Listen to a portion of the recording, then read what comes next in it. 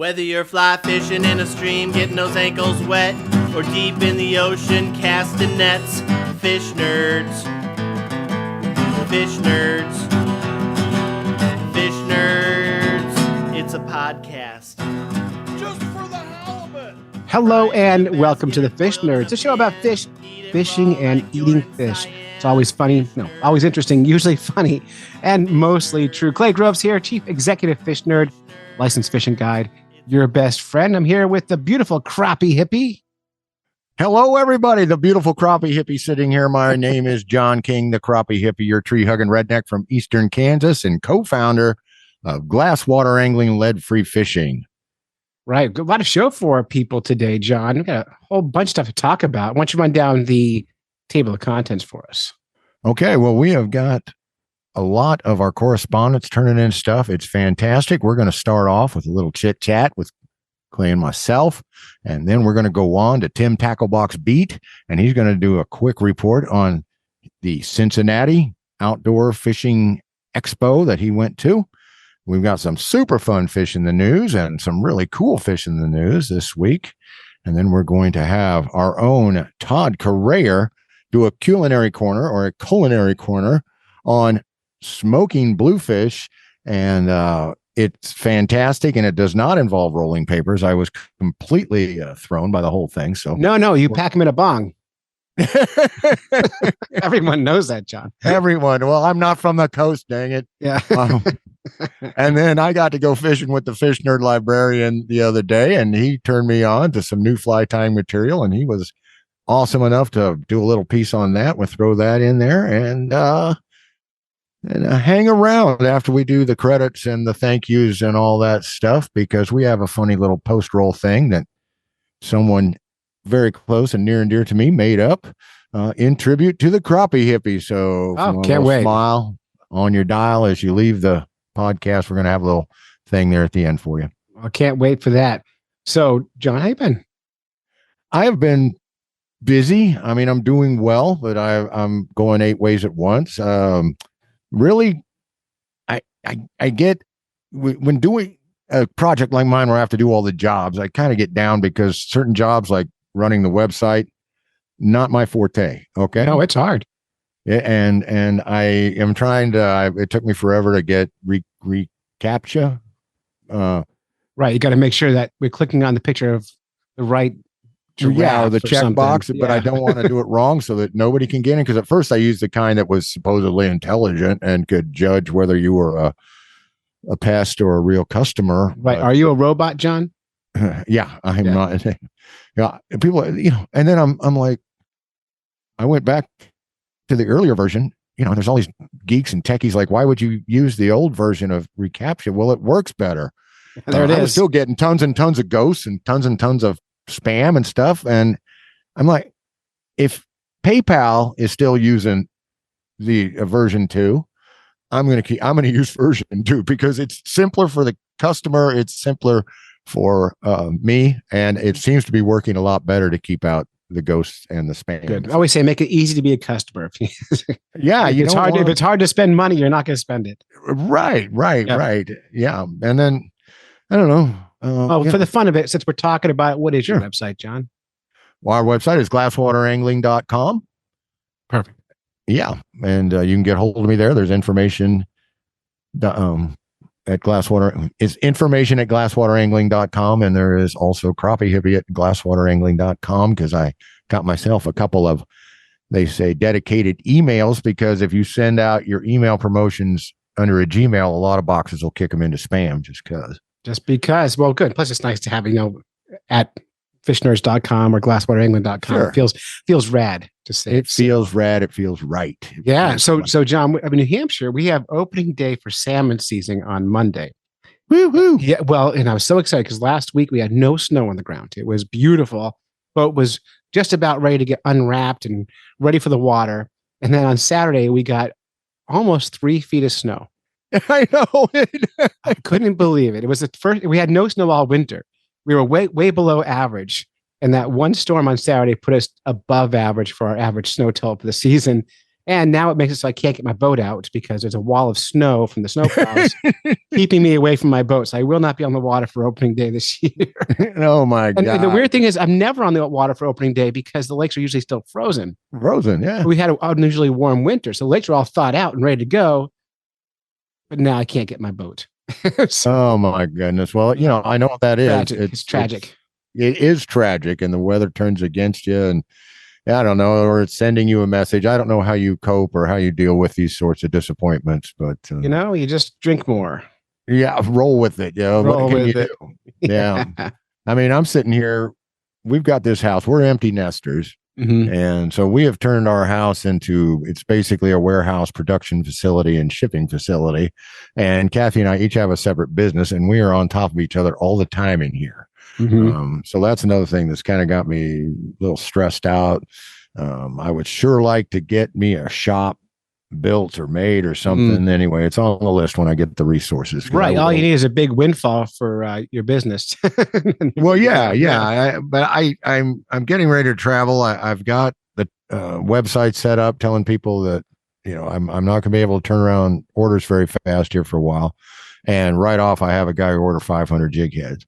Oh, Now, if I had a little shop that I could run out to and fire up the pot and get busy, I might be able to get them done for him. But having to be in the kitchen and making a mess in our kitchen, and the casting stuff is put away until I get back. Well, you got to manage your time. So you're about to head on a big trip, and that means we need to talk about how does one pack for a trip like this. You're going to be doing all kinds of stuff on your trip, including maybe some fishing. So let's talk about that.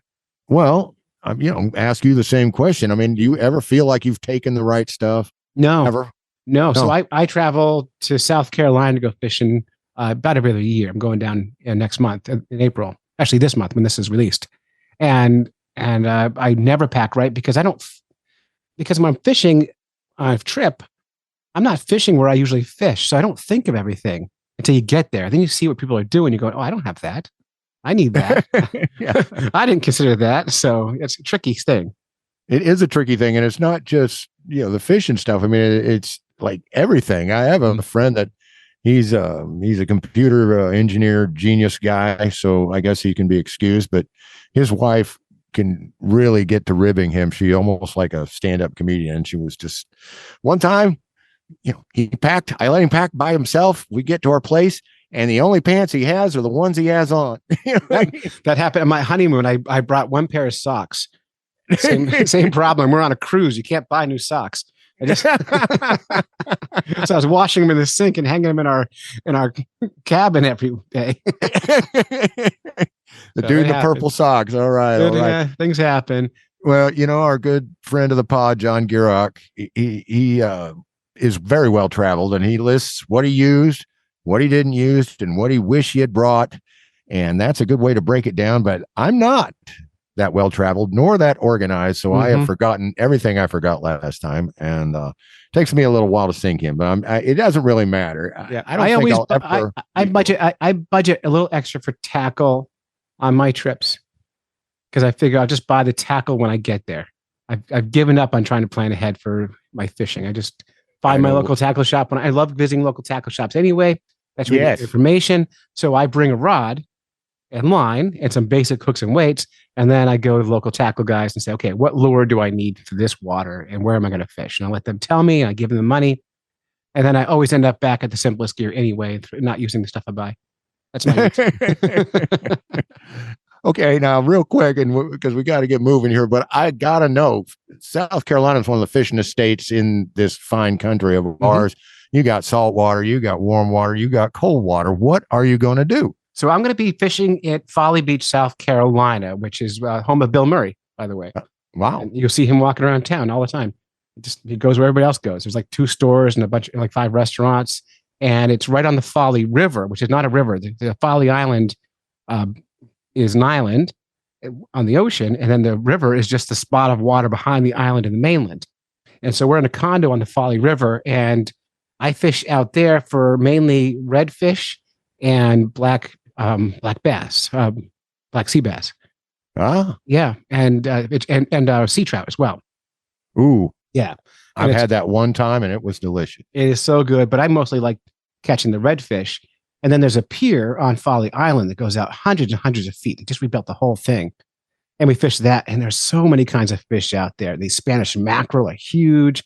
There's bull sharks. I mean, there's all kinds of stuff out there. So I don't know what I'm going to catch, but I do know I'm going to eat a lot of seafood. And it's my in-laws' condo. So I have already down there a fishing rod. I've got my water shoes down there already. And I have a crab pot. So I will be taking a kayak out and dropping a crab pot down and catching the famous blue crab and making lots and lots of crab cakes. I love making crab cakes. So and I'll do a report on that. Would you please do a report on it, because we need that. That is such a timeless and traditional thing in that area, and I don't think we can get enough of it. Yeah, what I won't be making is she crab soup or crab dip. Those are two other popular things in the area. They both taste terrible. So, okay. In your very humble opinion, okay. I'm right, and I am right. I'm telling you. So you go to a restaurant in South Carolina, and the first appetizer they always offer you is crab dip, and it's this pink mush of dip that looks like it's got cottage cheese and crab in it, and it's cold and weird. It doesn't have a lot of flavor to it. And then the crackers, the traditional crackers the natives use, I think is what they are serving us with, are pre-wrapped Toll House square crackers. There's 2 in a package, each one's plastic wrapped. And it's okay. Every restaurant, and I'm like, this is silly. I'm not there.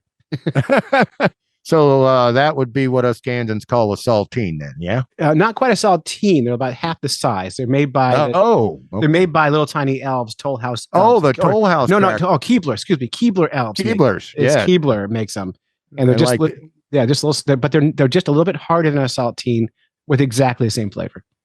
Okay. And then they have those club crackers that are kind of buttery, right? They're almost the club crackers. Almost two. Almost. So okay. So if a saltine and a club cracker got together, okay, never mind. If they had when a club cracker and a saltine love each other very much.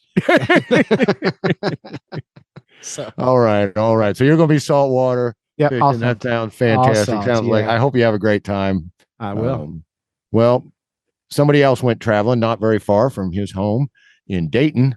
He went on down to Cincinnati and talked to a few more lure people. Our irrepressible Tim Tacklebox Bete, former co-host with me on Lure Love Podcast, is still lure crazy, and he's here to tell you about his trip to the Cincinnati Expo.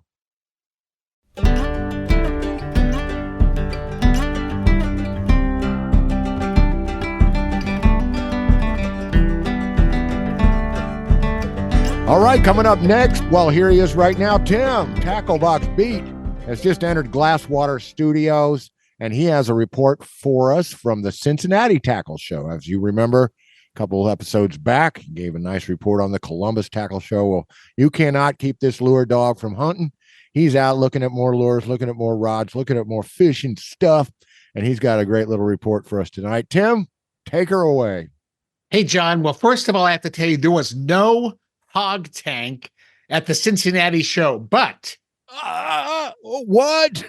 Jimmy Houston was there, pro angler and TV host and champion fish kisser, still around, taking photos, giving demonstrations, giving talks. It was great. Well, that's great. You brushed with the legend there. That's fabulous. Yeah. So the big thing about the Cincinnati Fishing Show, and I've noticed this at other shows too, John, is you get a lot of these local vendors. And one of the guys I met there was Mike, the owner of the Schmack'em Bait and Tackle. That's in Schmack That Bass, is what he said. I love that name. That's too good. It's great. He had hats and shirts there. So they're in Macy, Indiana. It's near Nyona Lake and South Mud Lake. Open 7 days a week. And what impressed me, John, was a lot of tackle shops are struggling. He just built a new, larger building. He's doing all kinds of stuff, but his strategy is in the winter, he comes to these shows and then he meets all these smaller companies with unique products like Glasswater, and then he brings them in. So when you go into his shop, it's not like a scaled down big box store. He has all these baits that you have never seen before because he's met all these guys out there. And I thought, what a great strategy. Wow. I am impressed. I think I'm glad to hear that strategy is working for him, because I need to send him some samples right away, because I guarantee if he has a double under in there, it's not as cool as mine. And you can, there's not very many of them being made, and none of them have the shared design features with mine. So he wants some unique stuff. I'm gonna send him a couple samples, dude. You definitely should. And they also have some of their own soft plastic baits, but I just thought this was kind of a brilliant thing. So he was able to kind of salvage his off season like that, and he's expanding. And I said, more power to him. Well, more power to you, buddy. That sounds fantastic. The other thing I saw, John, is, I'm crazy about these elastomer baits like Z-Man and Lunker Hunt and some of those. Elastomers are just going crazy. And, the full name is thermoplastic elastomer. And it's a mix of plastic and rubber. So it stretches like crazy, but then it returns to its original shape. So it has a longer life, better physical range than other materials. Z-Man has Elastec.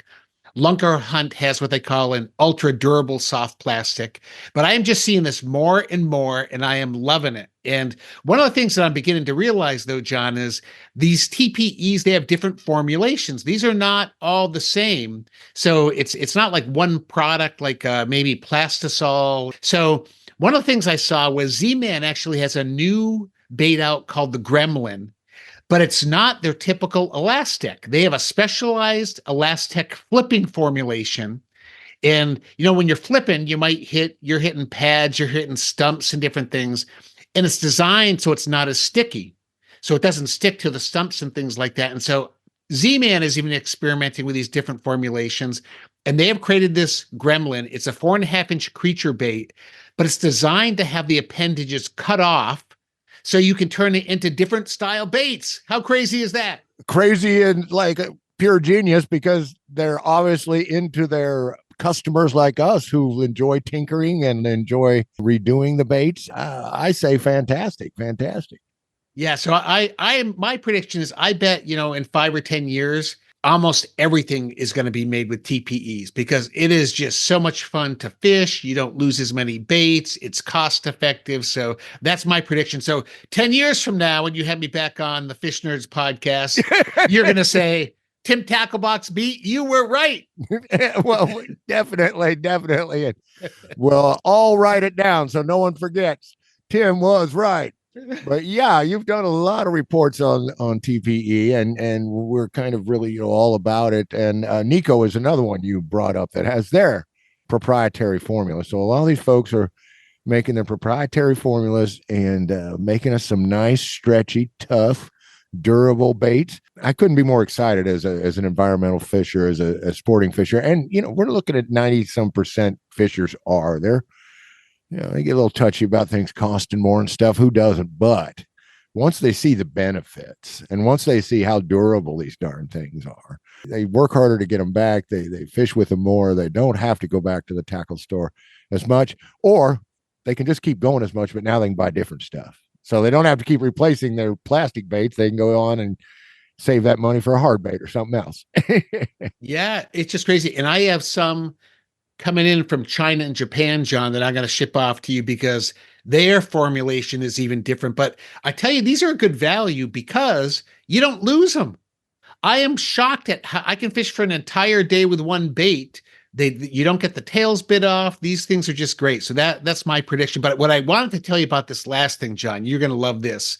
I was talking with Jason, who's one of the owners of Mafia Rods. Now, I've heard of them. This is a crappie rod company. So Jason and his co-owner, Craig, they have more than 50 combined years as crappie fishing guides in Southern Illinois. And when their favorite rod manufacturer could no longer supply what they needed, they decided to build their own rods. And they've designed these rods with a lot of trial and error. And they're a combination of glass and graphite. And they just got these things perfect. So they have some of these long crappie rods that you see, 10 to 13 feet. But what I really like is they have a 7-foot casting rod. It's only $70. It's light action, so you can cast those small baits. But it is super, super tough. So in the booth, he has a 2-pound weight on a line attached to this 7-foot light rod. And he can pick that weight right off the floor. And it was so impressive, this beautiful big C bend in that rod, but he really had perfected. So I am hoping that he's going to send me one of these rods so I can review it for a future Golden Tackle Box Award, because it's one heck of a rod and it is a great, great value. Wow, that sounds fantastic. I hope please send Tim a rod. He's got some time to test, and we would love to hear about it because these flippy action, these lighter action bait casters are taking off like crazy. I mean, the professor, our erstwhile sometimes correspondent, the Professor Klein, is totally into the ultralight bait casting. And he has these bait casters that'll throw a 16th ounce jig as far as you could throw a 3/8 ounce jig. Jimmy Lee at Raw Fishing, another guy that's just totally into the ultralight bait casting. And it's for real, folks. I got to use the professor's outfit a couple times. And yeah, that kind of great casting rod with that parabolic curve and so forth. I just hope they start making 6 and 7 foot, just like regular ultralights over at Mafia, because I don't do that spider rod thing. I don't do that super long rod thing that often. That's just something that doesn't enter my wheelhouse, as they say, because I'm usually not out in a boat. I'm usually not fishing that way. I know, of course, Kim, the crappie stopper, he has 2 or 3 of those, and he loves them, and they really are helpful when you're in a boat because boats spook fish. And if you're in a lake where it's a little clear or it's a calm day where there any kind of noise, it'll tense those crappie up. I mean, they won't necessarily flush and run off, but they'll tense up and just sit there and get out of the mood to feed. So I understand the big long rod, but I just don't have it. So maybe, one day I'll hear that Mafia, you'll come back with a report that Mafia is making a rod my style. But in the meantime, I'm going to be telling the professor about this because, it's all about the bend, baby. It's all about the bend. What a great way to demonstrate your rod. And what a great idea to come up with a rod to challenge the rhino rod and the ugly stick, which took the market by storm. It's practically a separate company from Shakespeare, who are the ones that came up with it. So that's a fantastic report, man. I'm glad you got to go, and I'm glad you came in this evening and told me some about it. I almost said all about it, but it's if you were going to tell me all about it, how long would it take?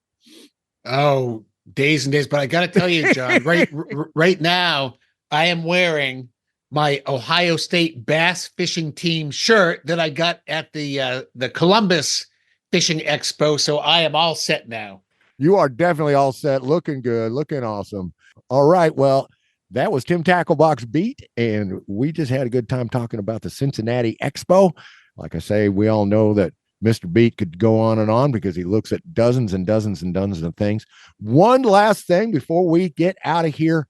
Tell us about this Golden Tacklebox award program that you're looking to start to get you in the door of a lot of these companies as a reviewer, and you have your own standard that you made up, and it's going to kind of be your own thing. I want to hear more about it. Well, John, we've been reviewing products for a long time with the Lure Love podcast and we for Z-Man, for St. Croix, for Daiwa, and a lot of them. And what I decided was for the big companies, but also for the small companies, it's hard to get a really good review and, to win an award for your ingenuity, your design, your excellence. And so I'm setting up this Golden Tacklebox Award so that smaller companies especially can kind of get on the map and help them with their small businesses and a little bit of promotion.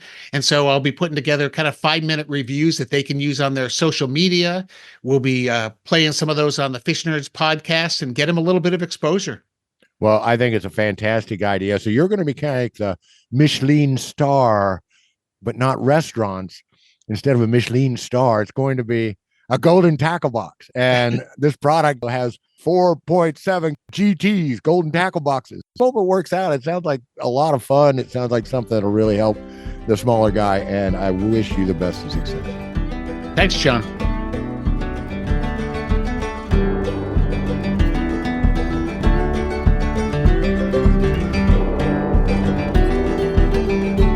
All right, now that was some cool stuff. He has a real nose for picking out some of the most, interesting people. I mean, Schmack 'em Lures, Schmack My Bass. I mean, lure names are probably the most fun thing about lures. Yes, they are. So. Even my daughter's non-fishing friends, there's a couple of them that are just like, they like what her former roommate. She's like, Sassy Shad. That's my favorite lure name. Deadly Dick. Yeah. All the classics are out there. Classics. Always man. good. Love Tim Bete. Love that he's still got time to make a little podcast up with us too. Yes, he is. And everybody support the Golden Tackle Box. This is his new project. He wants to become kind of an official lure review guy, and he's developed his Golden Tackle Box system. He's already started his YouTube channel, and he's trying to get different bait companies to send him stuff. And if you're interested in learning about the lures that Tim reviews, and then he's going to go on to do more gear and things like that as time goes on, hunt down the Golden Tackle Box Award with Tim Tackle Box Beat, and you'll hear some cool stuff. But that's only if you don't want to wait, because Tim has graciously made all that available to us at Fish Nerds. And like I say, once a month, every other show, we're going to have Tim on with a review as well. So yeah, and there'll be links in the show notes if you want to send Tim some lures. And of course, you can still send John and myself some lures too. We love stuff. We do love stuff. We do love stuff, but Tim will get right on it. He's got a little pond right there in this neighborhood, and he will be out the door with your stuff super quick. Perfect. All right. Well, why don't we get into some news, John? Because everyone loves the fish in the news. Everyone loves fish in the news. News, fish in the news. Everybody loves their fish in the news. All right. All right. Hey, I got some new listener news. How about that? Oh, we like new listeners. We love new listeners. We love all our listeners, new, old, in between, been around forever, just started yesterday, or in between. It's fantastic. This young man is on Facebook. It's called Untapped Fly Fishing. He is very much into the native fish thing. He's a member of the Native Fish Coalition. He's a friend of Bob Mallard's, and he is just getting going, but he started posting a lot of what's a TikTok thing on Instagram? Reels if you're on Meta. Okay. So he had one on fall fish that I didn't see that one yet. Fall fish, the trout alternative that's been around forever, or beating rainbow trout since forever. Anyway, it's a fun piece. But his latest one is, what do we talk about? What should we do about invasives? What's one method of control we could do with invasives? I'm a fan of eating them. He is too, brother. And he talks about, when we talk about Mississippi drainage and the millions of pounds of silver carp we have in these rivers, that may be a minor contribution, but really he's just saying, if you're in a stream with brook trout and you're trying to enhance the brook trout, then don't be shy about keeping those browns, those rainbows. He's not advocating breaking the law. He's not advocating doing anything radical. Mm-hmm. But if every fisher would just go ahead and keep it, instead of catch and release, just keep that limit of brown trout. And if you get so much, you've got too much. Well, there's always people that either can't fish anymore or wish they had time to fish or may not want to fish, but love fish. I'm telling you, I never have any trouble getting rid of fish. I don't know about you, Clay. I never try. I don't even try. If I'm not going to eat it, I don't keep it. I don't try to give it away, but I understand that especially, if you know people around who want to take it from you. But I eat what I catch, and I'm not shy about shrink wrapping and freezing them either for later. Now, some states do have rules about how many limits you can have in your freezer. People get busted all the time for having too many limits in their freezer. So possession limit. Yep. Well, that's why generosity is a way to get you around that, because you want to go fish, and I'm real big on either thing. But anyway, sure. Untapped Fly Fishing says, if you're in Pennsylvania, help preserve not just the brookies, but he said the hellbenders, and there's certain darters and so forth that get beat up pretty bad by these stock trout. He's like, let's get rid of them. I remember one time I was driving along the Savage River in Maryland, Western Maryland, and they have this thing called the Trophy Mile. And by golly, you're only allowed to keep one fish, and it had to be over like 20 some inches, unless it was a rainbow trout. And then they're like, keep all of those, you can keep 8 of those, and please do. Right. And because they had just, I guess the rainbows were recruiting, which is another name for reproducing, I guess. Mm-hmm. And they wanted to reduce their numbers because, it was an interesting situation. So don't like an invasive. The question I always ask, John, is how long does an invasive need to be around before you stop thinking about it as an invasive? Well, because at some point, there's just nothing you can do. I mean, there really isn't. There really isn't. I mean, I don't care about what they do. I mean, like, they commercial fish those silver and big head carp out of the major tributaries like the Illinois River and so forth to the Mississippi and on the Mississippi River. And there's techniques to get them, but you're never, and they they take them out by the millions of pounds, but you're not going to get rid of them. They're not. Although, I don't know, Clay. I mean, if enough people are doing it, I mean, silver carp are actually endangered in China. Big head carp are actually hard to find in China outside of farm raised fish. So the wild environments, maybe you're right. Since these fish can take a low oxygen and a lot of pollution, I think it's mainly just people fishing the heck out of them that have made them, so if enough people do it, but our cultures and everything are quite a bit different. But in the meantime, I think you can, in certain places, you can certainly, if you can't get rid of them, you can certainly curb them or put a dent in their. Sure. Yeah. Less fish means less babies. So that's simple. Yeah, that's it. That's it. All right. Let's keep going, John. Let's keep going. Hey, my friend, what is the fastest fish in the ocean? Oh my gosh. I want to say mako shark, but it's not. It's gonna be something smaller. What is it? It's a sailfish. Sailfish. Gosh, I'm surprised such a big fish is the fastest. Yeah, it can go over 50 mile an hour when it's going, and going good, going strong. And the reason it has to be so fast because it feeds on one of the other fastest fish in the ocean, which is tuna. Mm-hmm.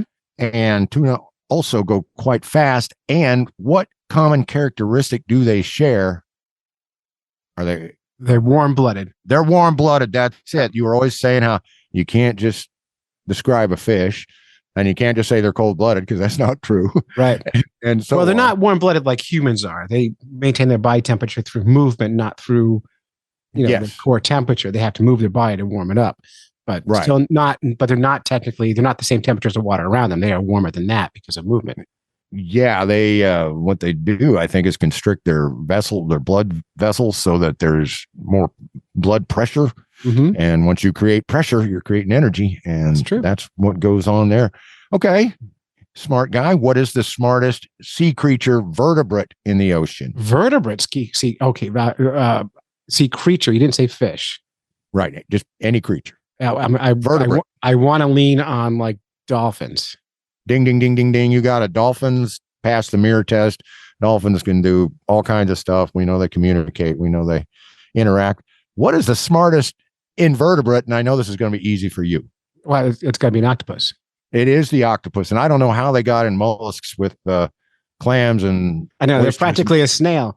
Yeah. and the stuff that just sits there, but it is crazy, crazy, crazy. Okay, one more question. Where do these beautiful white sand beaches come from? You find them especially in places like Hawaii and Australia. Where does the white sand come from? It must be coral. Yes, it comes from seashells. It comes from coral. You know who the main culprit is for recycling coral into white sand? Which fish does that? No.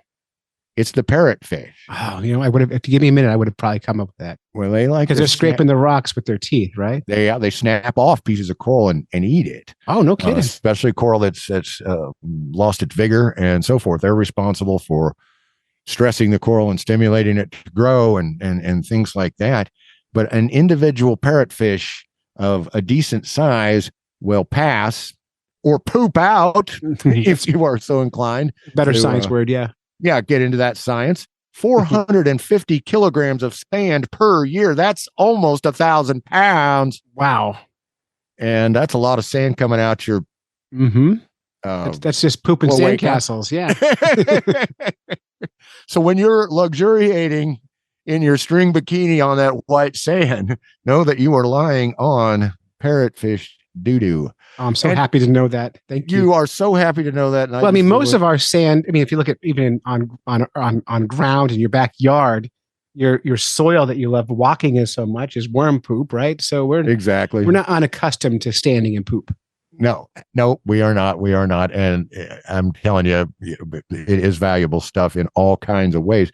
But why am I so smart about fish all of a sudden? Yeah, I'm curious. Ocean fish in particular. Well, I came across this guy's name was Corey Evans, and the Wired newsfeed has a tech support type of branch, and they have this segment called Marine Biologists Answer Questions from Twitter. Oh, and these biologists will come on. They'll take a bunch of questions from Twitter, and they make these cute little YouTube videos about it. Anyway, I zeroed in on Corey. I'm going to zero in on some other people as time goes on. But yeah, you can check that subscribe to the Wired YouTube channel, and you can find Mr. Corey Evans. He is a marine fish. Well, actually, fisheries biologist. He talks about marine fisheries in this particular segment, but he knows a lot of things about fish in general, fish fresh or salt. And it's just a lot of fun. He's a lot of fun. He's a lot like Doc. He's a lot like Bill Nye. He's a lot like all these great science communicators. Check him out because he is one fun guy with a lot of answers, and you can find him on Twitter, or I guess it's called X now. I never got into that stuff, but No, me either. or I don't know if he does Threads. I know that's the new Most of rival. these guys, most of these people do everything, and that's how they able to get the views they get. If you're only on one platform, you're missing out on an audience.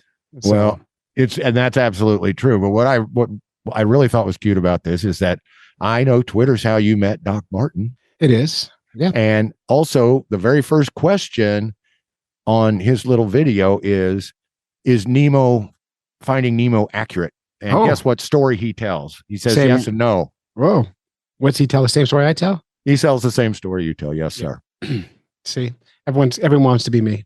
Everyone wants to be you. I mean, there is no doubt about it. I know. I keep, taking that full length picture I have of you and photoshopping my head on there. It Well, just doesn't work. It no. just doesn't work.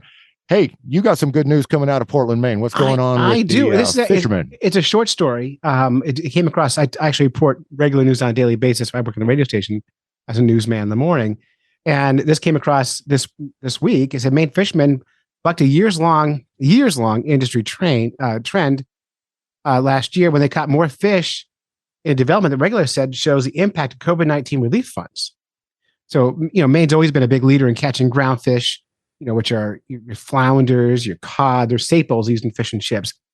And the industry has been in decline for decades because of overfishing, especially amongst cod. And the stocks have not been rebuilding really well. But the data released last month says Maine's ground fishermen had a stronger year than most in 2023. It doesn't say what about the COVID funds made them catch more fish. I think what it means is during the shutdown, they weren't fishing as much, and it gave the fish a break because the fishermen were getting paid to stay home. Yeah, I mean, it's essential. I mean, these are learned, skilled type labor things, and the ability to retain employees or to keep your boat payment going. And if the country needs you to sit still so we can get over a nationwide catastrophe like COVID, then it's great that it inadvertently gave those fish a chance to catch up a little. Yeah, a little side effect of it, a little positive side effect of COVID. So good for them. I still am not a huge fan of especially the cod fishery right now. I still think they should lay back on the cod for quite a long time, and maybe we should diversify our diets. But I am glad to see numbers coming up. Absolutely. And I'm not sure catching more fish is a positive as far as the population goes. But good for them. Well, good for them. Good for them, and delicious still. All right, and Yes.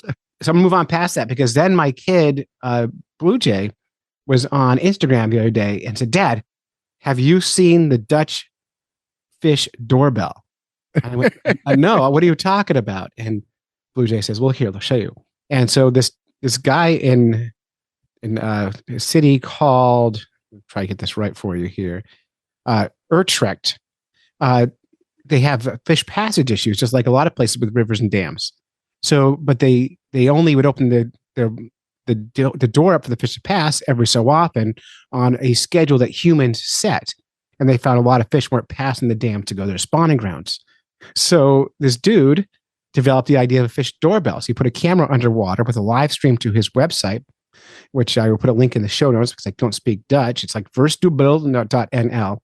Maybe it's Netherlands. I think it's Netherlands. Wherever it is. I don't know. Dutch. I don't know things. Holland and the Netherlands are the same. I don't Dutch know is this the- stuff. Yeah, I Dutch don't. is the language. No idea. He's in Dutchland. Okay. So to solve the problem, he was streaming this live stream of the fish swimming past his river towards the door to upstream, which was it's a raceway that they can open and close a doorway for fish to pass for their spawning grounds, mostly perch right now, and tench and things like that. And when a fish goes in front of the doorbell, if you're watching on the live stream, there's a red button called the fish doorbell, and you hit it. And if you hit that doorbell, then the people who are working it know that they can open the door for the fish to pass. Wow. Yeah. That just sounds so easy and logical. It's so easy and logical. The website's always full. You can't actually do it in real life because it only lasts 950 streams and there's thousands of people looking at it all the time. Wow. So, and they're also getting data from it because they're seeing fish they didn't know about before passing. So it's really cool. It's a neat thing. Not a lot to talk about. It's just fun to look at. So we're going to leave it right there, John. Well, it sounds like another great thing. I'm Ordinary going to take people. a pause here real quick here. I got, so you know, I got a 10-minute warning already on my Zoom. Not used to having a limit. Okay. So Okay, let's rock this. All right, Clay, I got one more to do real quick. okay. It is a good story. I am doing this. I have a friend I follow on IG. She's a busy lady. We don't get to talk back and forth as much as we used to now that she's so famous. But Marina Gibson, the queen of British fly fishing, she is way into the salmon farming and how it's harming the wild native Atlantic salmon populations and so forth. Well, this site called Seafood Source has this story about the fish arc, and the idea here is amazing because concentrated animal feeding operations are what causes the problem. Mhm. And so the Ocean Arc fish farming super yacht experiment is underway. It's so And what cool it looking. is a cool looking ship. It's got massive capacity. It's got the ability to go 4 knots and survive in seas or manage seas up to 7 meters, which is like a 20 some foot wave.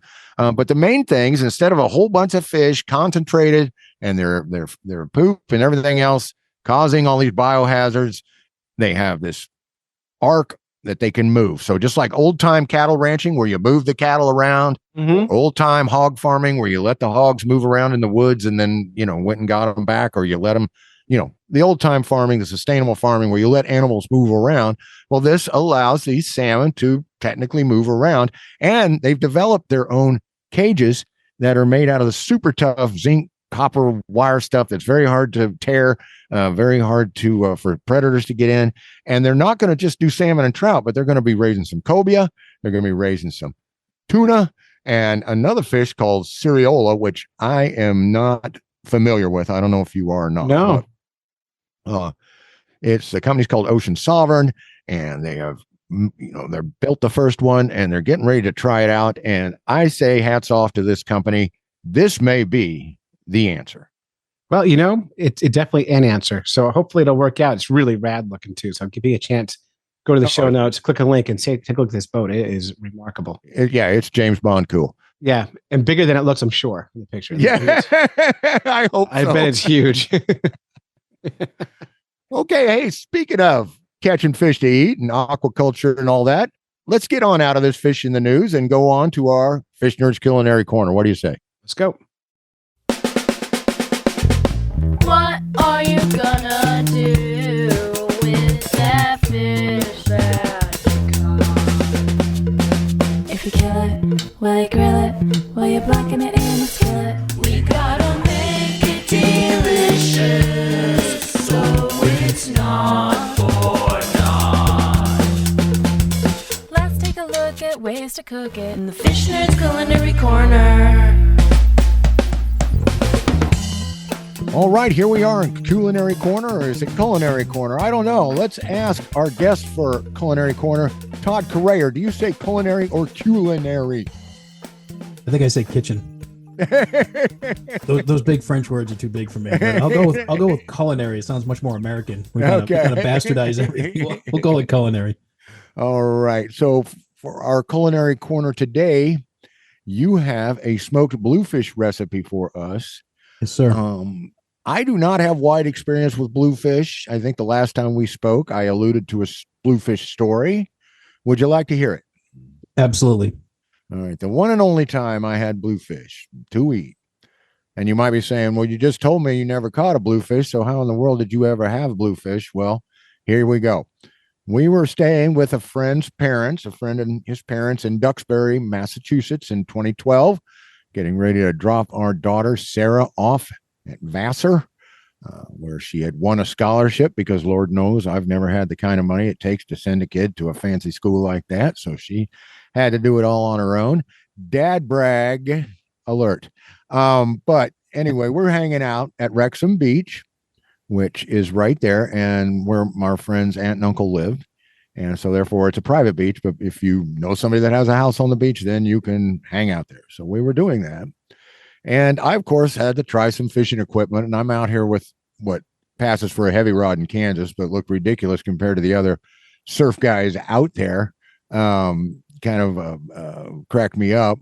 But I was having a ball anyway, just throwing into the surf and all this. And all of a sudden I hear, hey, you, hey, buddy, that your fish? And I was like, huh? Turn around. And here's this gentleman standing on the edge of the water, pointing. And he's like, yeah, man, is that your fish right there? And I'm like, and I'm sorry, I am butchering the New York accent because this guy was 100%, New York. Okay.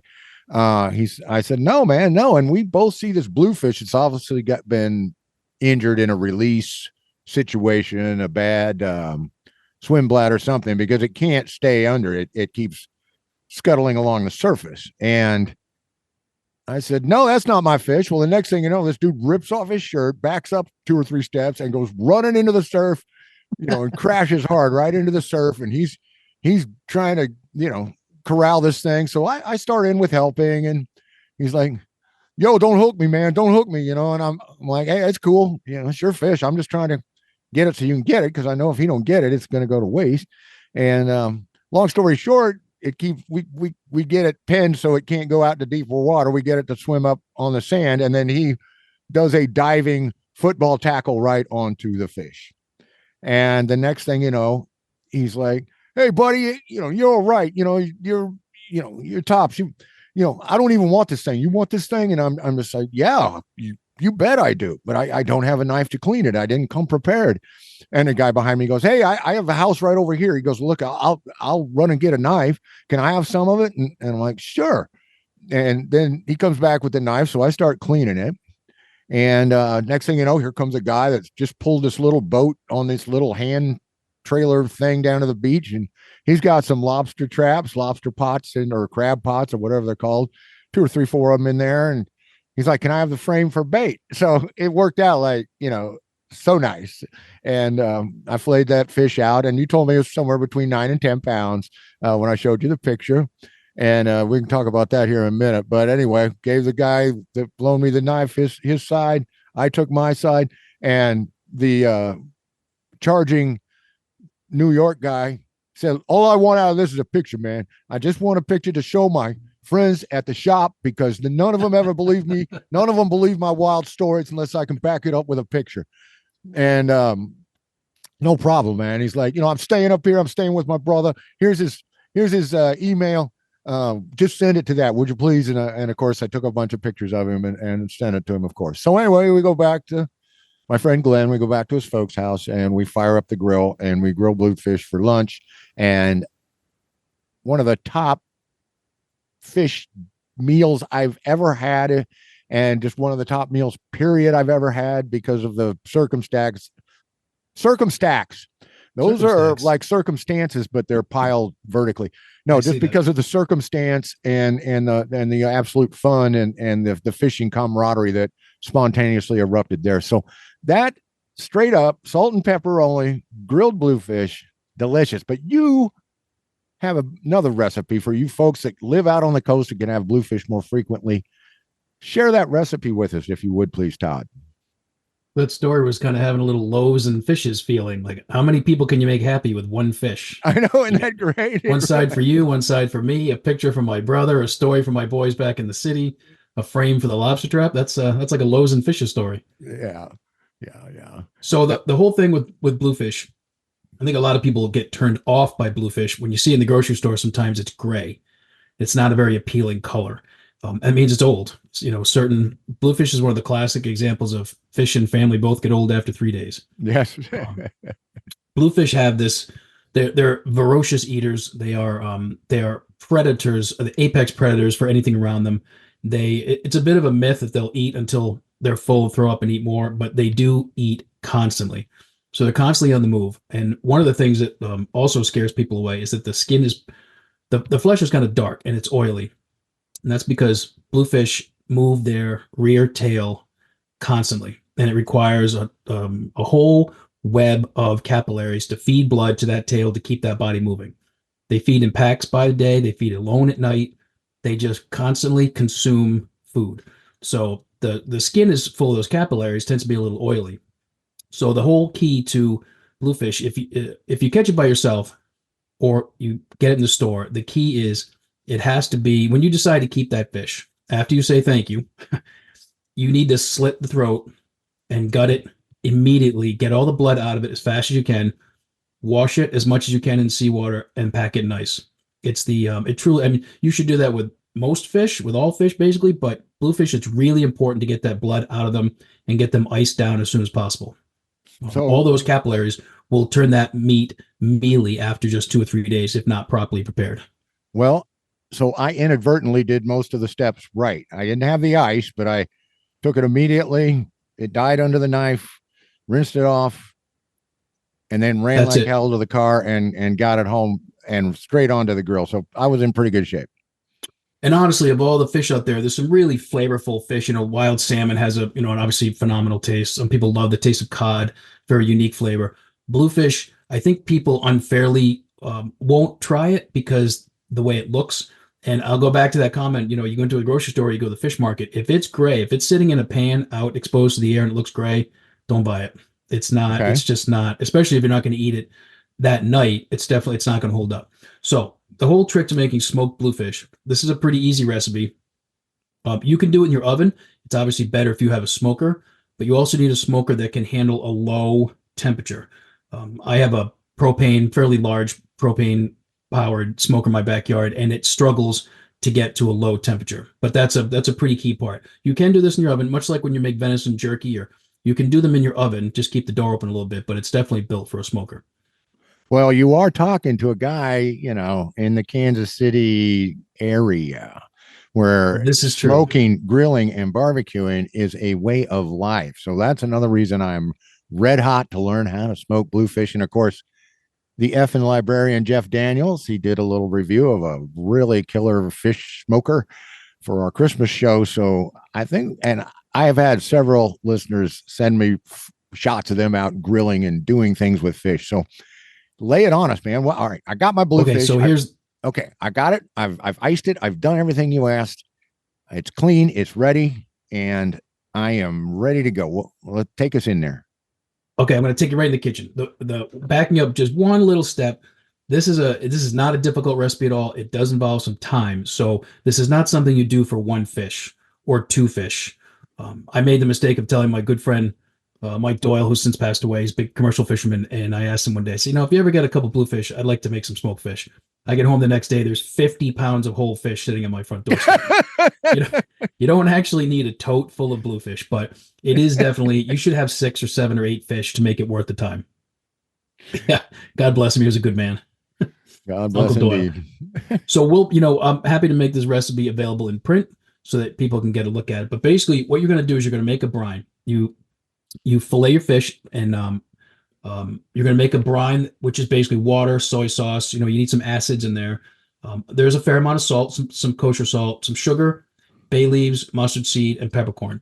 You mix that all up, and you put your fillets in this brine, and it has to be enough to cover the fillets.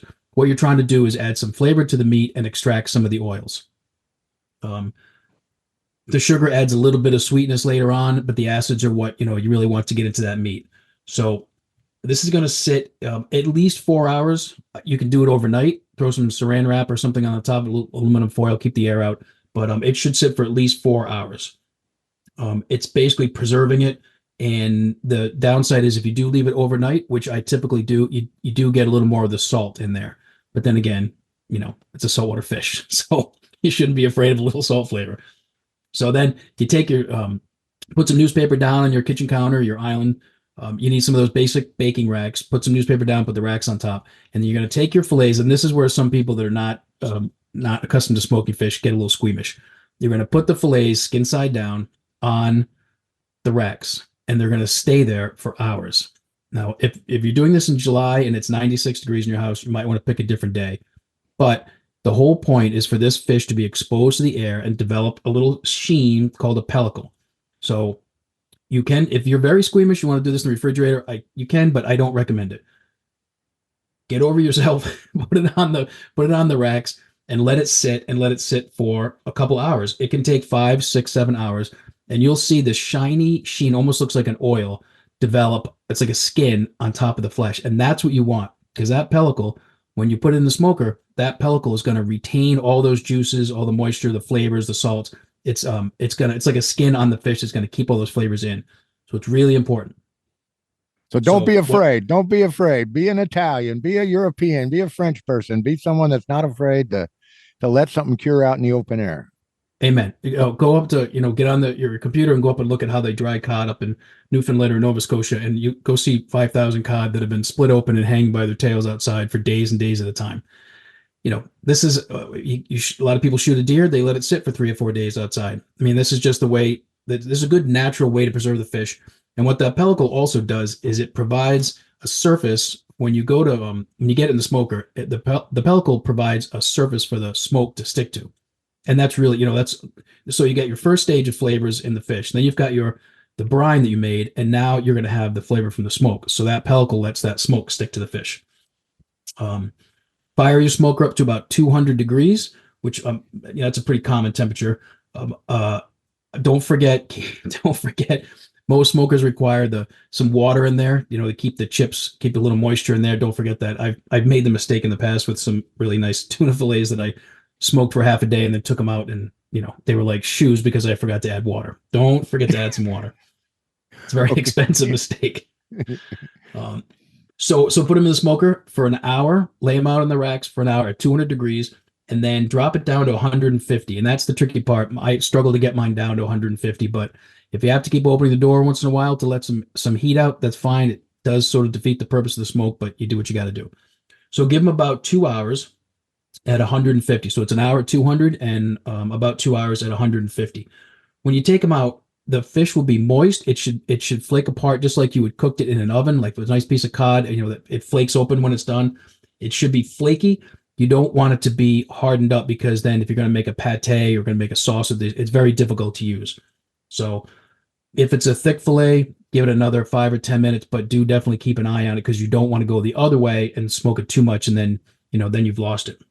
So I like mesquite. Mesquite and hickory seem to add good flavors to it. Some people will use cherry. The fruit trees are real good, but I think the mesquite or the hickory adds a flavor that better matches a saltwater fish. Man, So then, now wait a minute. You're all talking like a Kansas City boy now. That is exactly. I mean, do I want to use apple? Do I want to use pear? Do I want to use mesquite? Do you want to use hickory? And out here in Kansas, we use hedgewood. But the truth of the matter is, they all are a little different, or a lot. oh, different. absolutely. You can get like a big box retailer. You can buy bags of apple wood or cherry wood, and you do get some sweetness. It's a definitely distinct flavor, but I think when you do something like Bluefish, which has such intense and positive flavors, I think when you use something like a cherry or an apple, you don't benefit in any. The flavor, it sort of disappears, and it's not a piece of venison. It's a piece of very strong, tasty fish. So something stronger like the mesquite or the hickory definitely works better. Amen. In my humble opinion. So then that's it. Take it out of the smoker, let it sit. Eat.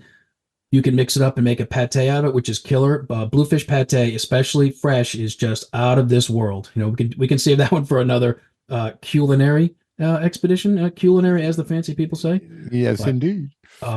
Do 6 or 7 or 8 fish, make it worth your time. Don't be afraid to let it sit out and develop that pellicle. Just walk around the kitchen and look somewhere else if you don't like seeing fish out in the air. But that's what's necessary to make that smoke stick. And I guarantee this recipe is pretty simple. You just got the whole thing in a minute and a half, and it makes some killer smoked fish. Well, it sounds absolutely wonderful. Has that involvement, kind of that intensity in terms of prep that anybody that does any amount of smoking is already used to. There are some quick smoke things, but most smoked items take some prep and some care. And then, of course, because it's a fish, the actual smoking time, there's nothing like a brisket or something that can take, this side of forever. It's relatively quick once you hit that spot. My question is, how long now do we have to eat this? Let's say I've got 8 pounds of smoked bluefish now, and what do I do with it besides invite everybody over to have some? You can freeze it. if you have a backpack or good Ziploc type bag, you can freeze it for a month or so. I have frozen some, and the problem in my freezer, it's a normal freezer like everybody else's, but it seems to be about a half a mile deep, and things get lost in the back. And then 6 months from now, you go looking for a pork chop and you find a pound of bluefish and it's gone. It's ruined, and now you've killed a fish for no reason. So Right. I recommend just eat it. Just eat the damn thing right away. Get out take those newspapers away in the cooking racks and spread out a bowl and get some crackers. This stuff is amazing. I work with a guy in my day job who was a commercial fisherman for probably 30 years.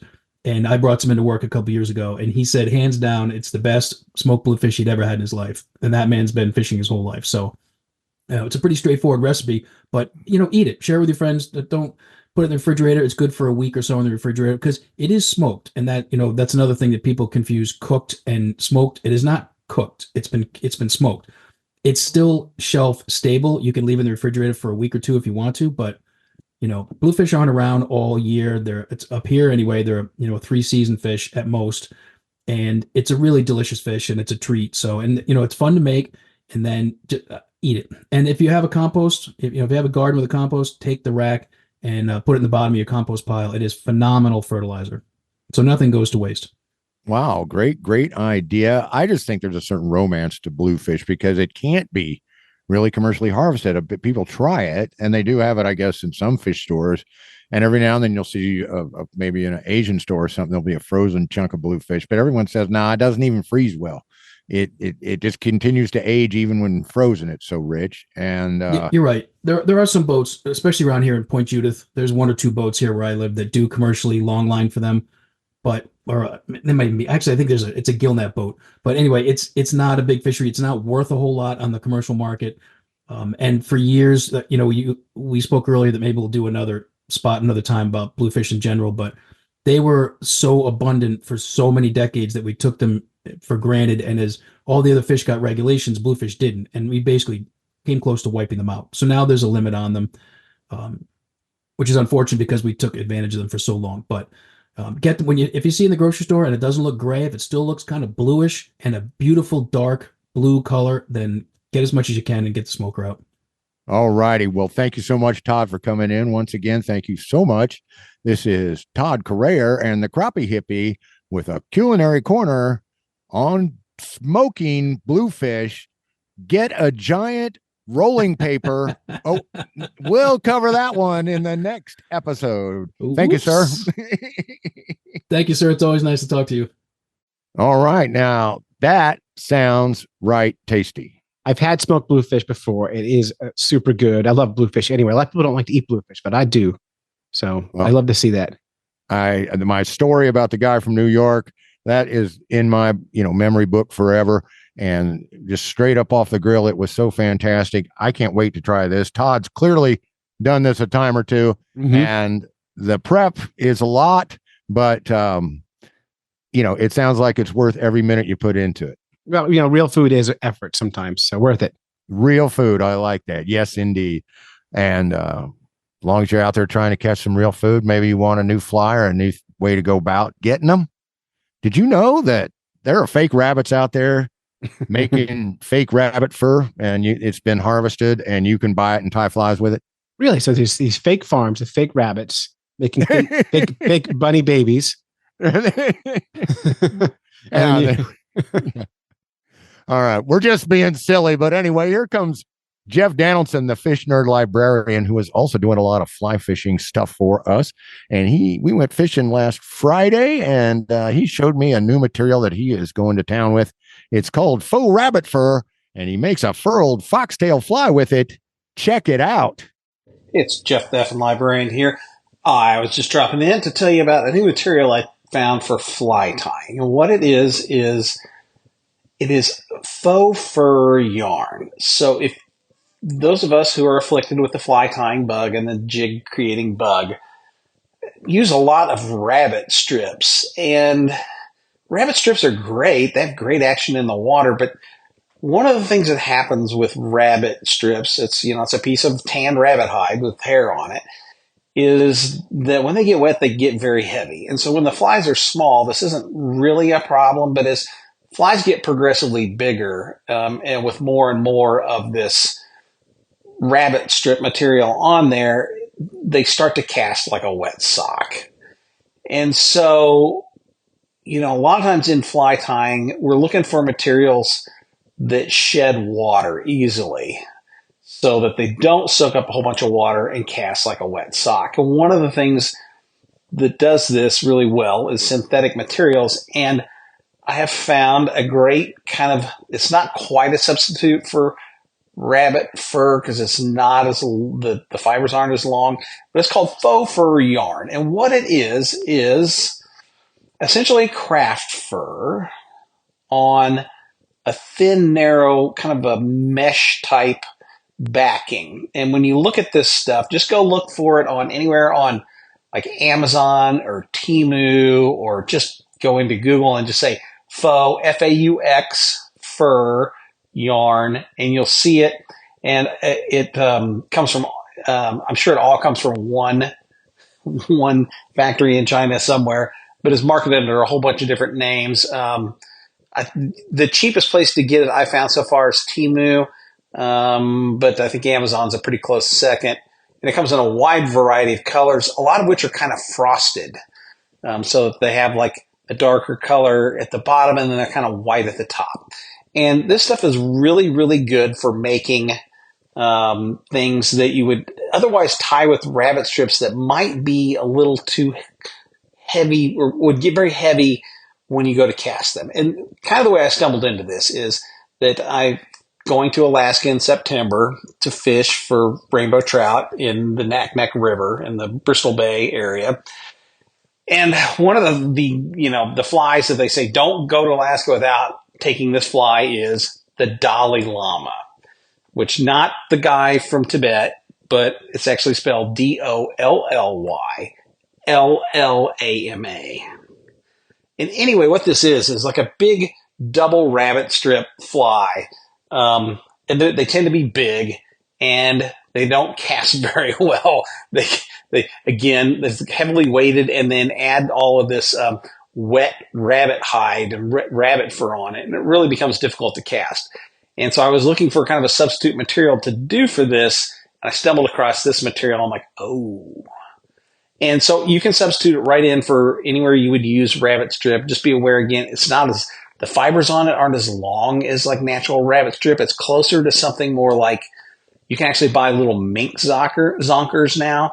And it's a lot more like mink in that it kind of stands up and it's shorter than rabbit fur. But then the next thing I discovered that you could do with this stuff, and I actually stumbled across this from watching some videos online from a fly shop in Pocatello, Idaho. Shout out, I used to live there, called Snake River Fly Company, or Snake River Fly Fishing.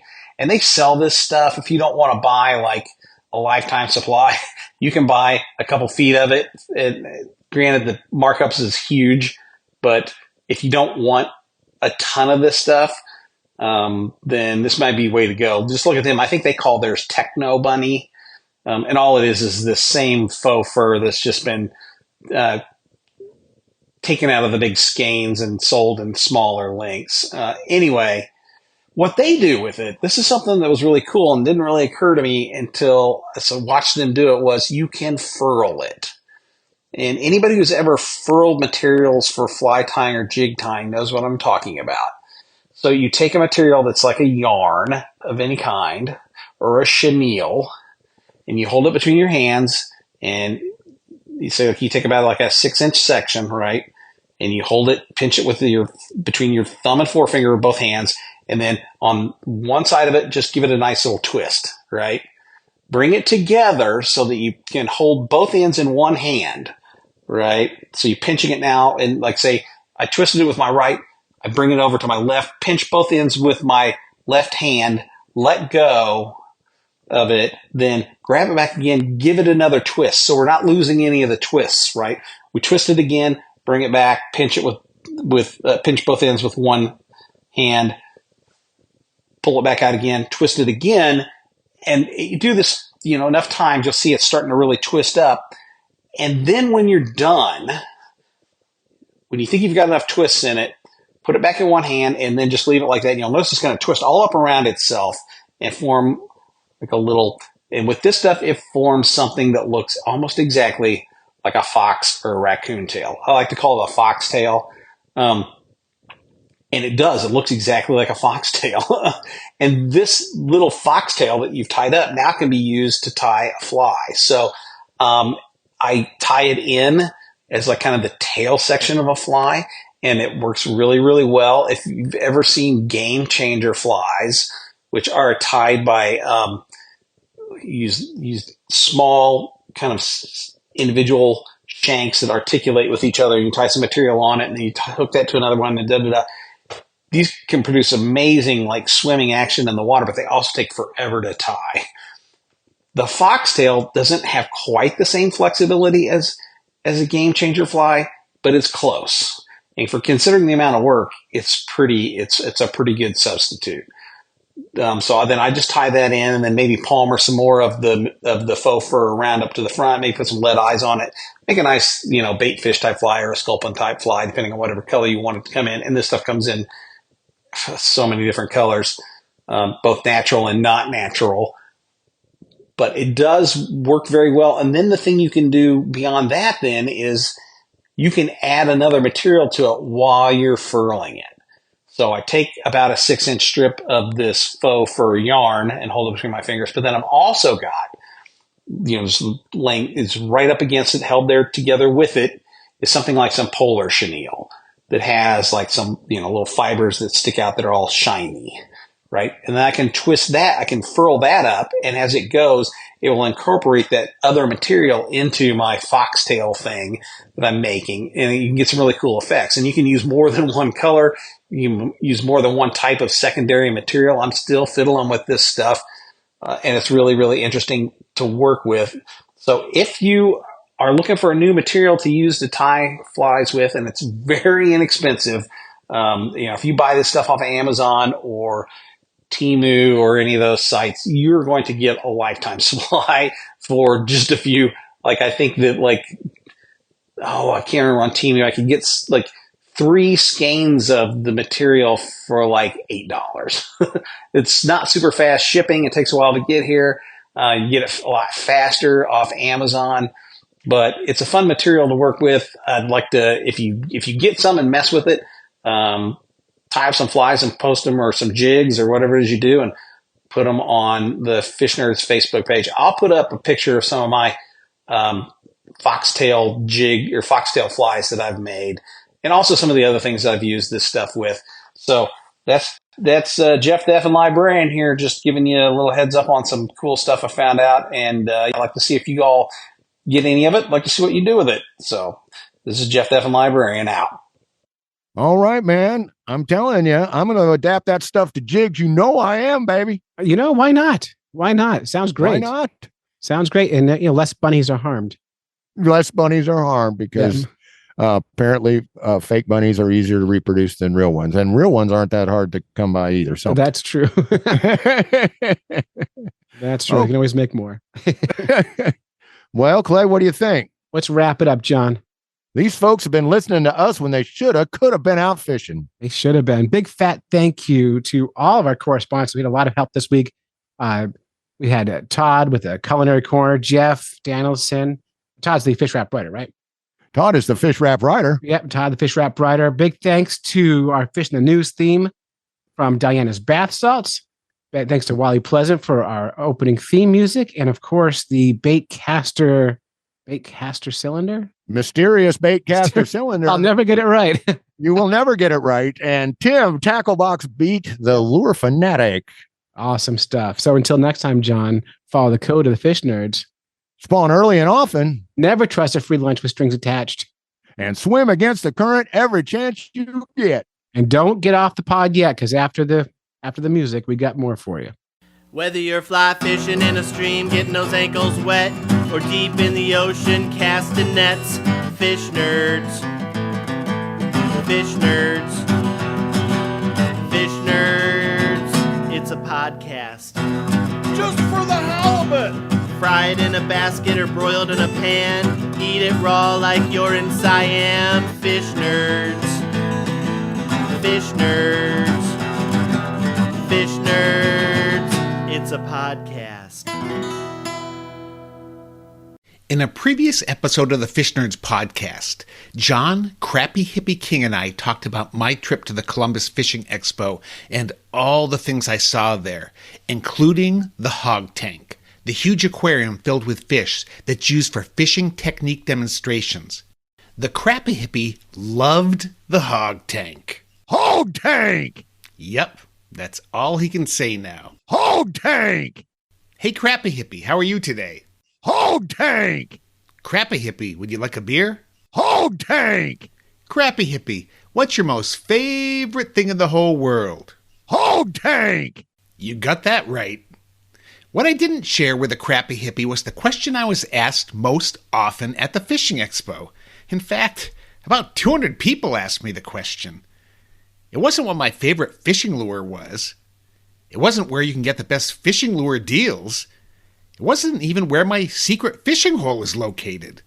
The question people kept asking me was, is the Crappy Hippie really as talented and cool and an amazing angler as he seems? Can anyone really be so incredible? Is the Crappy Hippie real or just some mythical creature like Sasquatch?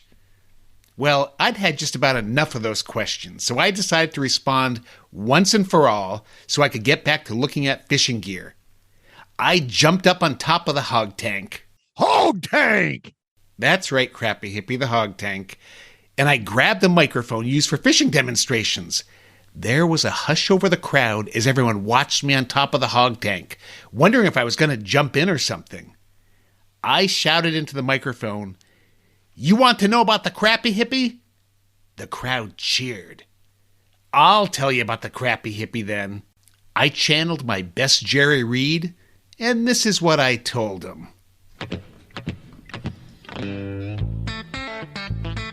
Yeah, here comes the Crappy Hippie. Now, Crappy Hippie is a Kansan, ties lead-free jigs in the shop, sells Bluefish jigs for a living. He's king of the whip finish knot. Crappy Hippie's jigs are what made him famous. Makes first-rate tackle out of lead-free alloy. Now everybody says his jig kits are the best in the whole United States, when Crappy Hippie was in diapers, already tying underspin baits. Tie a jig on his line and cast it in the pond. Catches so many fish they're coming out his wazoo. About 45 minutes southwest of Kansas City, Kansas. He sits at his bench wearing magnifying glasses. He's a big man who can tie his own weight in mop jigs. Named him after a black and white fish. Call him Crappy Hippie. Now the folks around the state of Kansas say the hippie is a heck of a man. He can tie a dozen jigs in 2 minutes and just use one hand. His other hand's busy sorting through quills. He's doing some crazy magic with a marabou. Well, some say that the Crappy Hippie can catch anything born with fins. He's caught a 1960s El Dorado and a blue marlin. Well, I thought the hippie mostly fished for bass. Didn't know there were blue marlin in Kansas. About 45 minutes southwest of Kansas City, Kansas. He sits at his bench wearing magnifying glasses. He's a big man who can tie his own weight in mop jigs. Named him after a calico bass. Call him Crappy Hippie. Keep tying those jigs, Crappy Hippie. Fish on, buddy. Give me some of those crappy doodlers. Lead-free is the way to be. Ha ha ha ha! The Crappy Hippie's a legend.